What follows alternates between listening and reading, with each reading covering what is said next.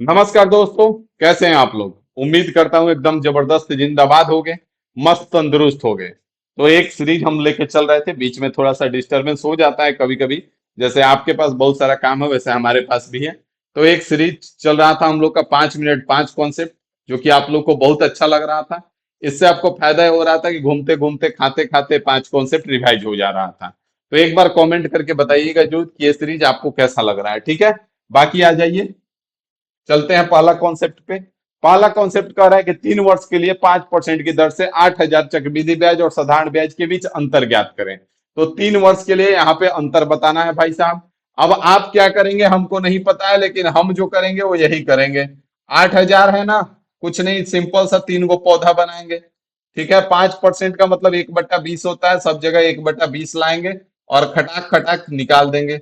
यहाँ से zero zero खत्म होगा, 400 आ जाएगा। तो यहाँ पे भी 400 आ जाएगा और यहाँ पे भी 400 आ जाएगा भाई साहब।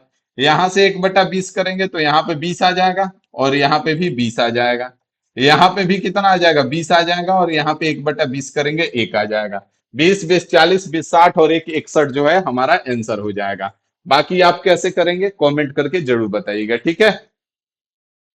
बाकी आप फार्मूला याद रखे होंगे तो आपकी मर्जी, लेकिन हम कहते हैं कि फार्मूला के चक्कर में कम से कम रहिए। ठीक है, चलिए इसका कमेंट कर दीजिए थोड़ा आप अपने तरीका से बना के।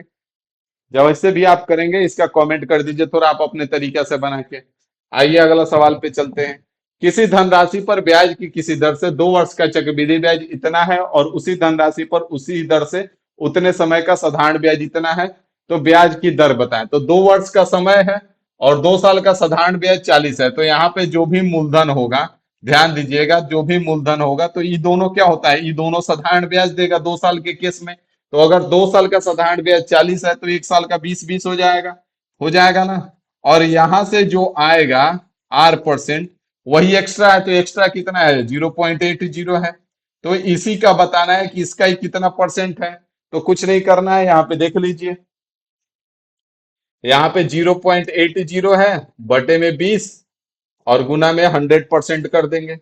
100% कर देंगे, यहां से इसको हटाएंगे तो बटे में 100 आ जाएगा। 100 से 100 कैंसिल, 20 चौका 80, 4% यहाँ पे दर है आपका। और यही आपका आंसर हो जाएगा। बात समझ में आ गया? तो आ जाइए अगला दिखा देते हैं। अगला आप कर दीजिए फटाफट इसको। कैसे कीजिएगा आप कमेंट करके बताइए थोड़ा। यहाँ पे आपका 300 और 309 रुपया है। अगर हम कहें तो 6% आंसर है।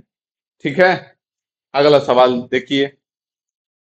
यदि समान ब्याज दर पर 2 साल का साधारण ब्याज 40 है और वार्षिक रूप से संयोजित चक्रवृद्धि ब्याज 41 है तो मूलधन ज्ञात करना है। कौन क्वेश्चन सेम है, लेकिन यहाँ पे अंतर यही है कि मूलधन पूछा गया है। तो यहाँ पे हमारा मूलधन होता है। यहाँ पे हम क्या करते हैं, दर परसेंट लेते हैं, दर परसेंट R% होता है ना। 2 साल का साधारण ब्याज 40 है तो 1 साल का 20 और यहाँ पे भी 1 साल का 20 हो जाएगा। चक्रवृद्धि ब्याज 41 है, मतलब यहाँ पे 1 है तो R% यहाँ से पता चल जाएगा।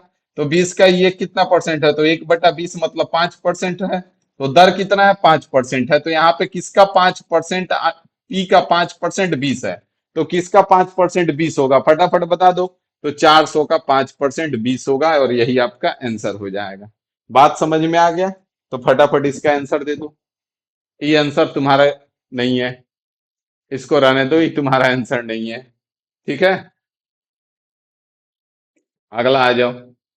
अगला देख लो यहाँ पे क्या कह रहा है। अगला में आंसर तुमको देना है, इसमें आंसर भाई साहब नहीं देना है। ठीक है,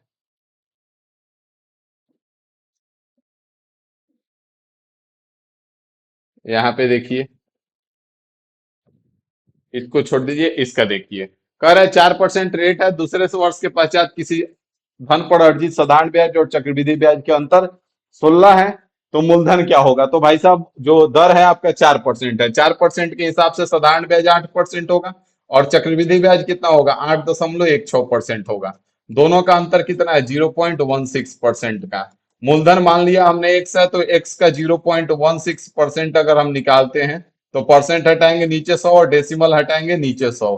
ये जो है अंतर है और अंतर कितना दे रखा है? अंतर 16 रुपए का दे रखा है। 16 से 16 खत्म, ये एक्स इंटू एक्स आपका 10,000 हो जाएगा और यही आपका आंसर हो जाएगा। बात समझ में आ गया? 2 साल के केस में ही बहुत खतरनाक तरीके से लगता है। यहाँ पे आप बता दीजिए 10% है 2 साल का चक्रवृद्धि ब्याज और साधारण ब्याज। अगर हमसे पूछेंगे तो हमको साफ साफ दिख रहा है कि साधारण ब्याज 20% हो जाएगा और चक्रवृद्धि ब्याज 21%। तो 1% का अंतर है, 1% का मान 15 है, 100% का मान बता दो फटाफट। और यहाँ पे इसको देख लो, कह रहा है कि 10% चक्रवृद्धि 2 साल का साधारण ब्याज 500, तो समान समय के लिए समान दर पर समान राशि पर चक्रवृद्धि ब्याज क्या होगा।